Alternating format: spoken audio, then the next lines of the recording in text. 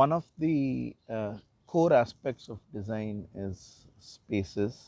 We create spaces, and the whole built space as well as the open space is a very integral part of the design process itself. So, a very important aspect of space, I feel, is understanding the whole concept of empty spaces. Why don't we explore some concepts of empty spaces in our conversation? I think you mean designing empty spaces. Absolutely, Yeah. designing empty So, spaces. like, yeah, this is very important, I think, when we talk about giving architectural solution or interior solution to a client. Basically, we discuss much about circulation space, utility space, storage space. But we have to realize there are spaces and designers should create between these important functional spaces, may be termed as empty space. So I think how a designer articulates empty spaces in between these functional spaces is very, very essential in terms of creating feel and character of the space. What do you think? Absolutely. So basically, these empty spaces can be termed as the space for breather. These are the breather spaces. These are sort of the lungs of the whole enclosed space. I think that's what we could really look in the aspect of design concept. Yeah, lungs from the aspect of creating feel and giving character to the, like when we say creating ambience, I think it relates to me that these empty spaces only create ambience to to facilitate resonance between the functional spaces. Very true, very true. So when we get into the process of design, and I don't think it's an organic process. I guess you kind of do have some empty spaces while you can start designing the whole process itself. So how we really approach those spaces probably is an important dynamic in the design process.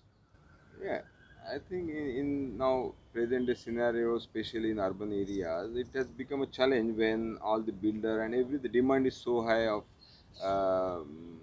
area wise, like per square inch, we have to consider either put into circulation, how to minimize circulation space, how to enhance utility space, and there is no consideration for these empty spaces, which really create feel. So we have to understand as a designer to give equal or little rather more importance to these empty spaces, which is really giving you ambience feel to relax, in your busy schedule of life, I think. Correct.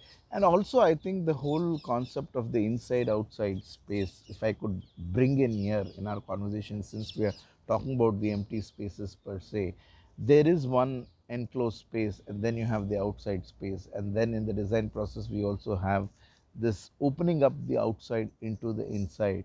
So, can we kind of consider those also as part of the empty space I think so. You are mentioning, I think, transition space we call, transition no, in architecture spaces? language. Yes, Yes. yes. Absolutely, very good. So, you touched upon the urban constraints on space, which is very practical. We all are practicing architects. We do understand the value of economy and scale and investment versus the design. So, as students of architecture or as practicing architects, what would be your thought on how to balance it out? Is there any thoughts as architects we need to bear in mind? Yeah, while discussing with client, we have to educate them, I think, or try to create an awareness that these are the spaces which are very important from the aspect of loosening or getting down your stress levels. These spaces, I feel, will really function to reduce your stress when you experience a space, I think, I believe. Very good. So, in essence, we can really say it's a learning journey for all of us. There's no thing that okay we've mastered this. I think in our profession it doesn't work that way. Every day is an evolution, and we keep learning.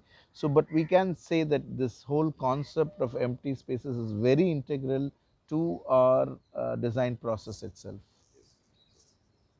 So, Sachin, I think I would like to give a parallel example when, like, we try to communicate, and in communication, pauses between your sentences plays a very crucial role in terms of what you want to convey in totality. But similarly, same thing applies here, I feel.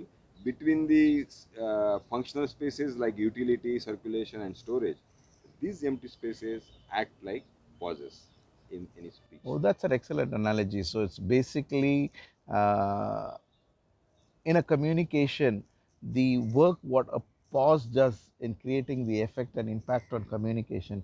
You mean to say that these empty spaces are very parallel to that sort of an impact in the built space Yeah, itself? one way to express this, yes, Absolutely, absolutely. So this is leading on that we are actually getting into the poetry in architecture. quite possibly. So in the urban setting where we have constraints of space, we are not able to get the space enough to fulfill our own requirements.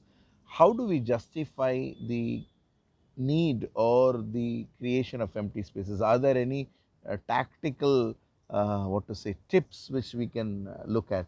Yeah, I think we can try in this challenging situation where the utility space constraints are so high.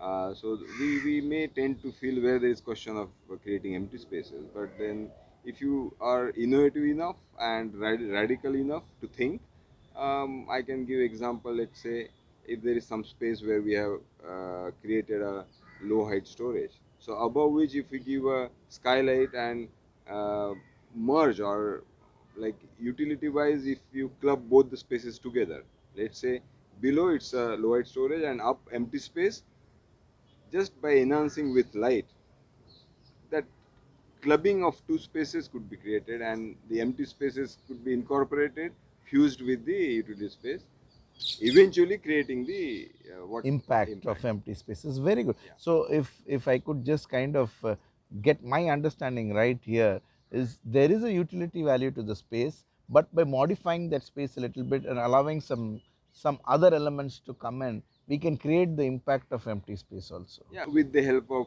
light coming in or with the help of nice breeze coming in, so there this clubbing of utility as well as empty space could be created, I think.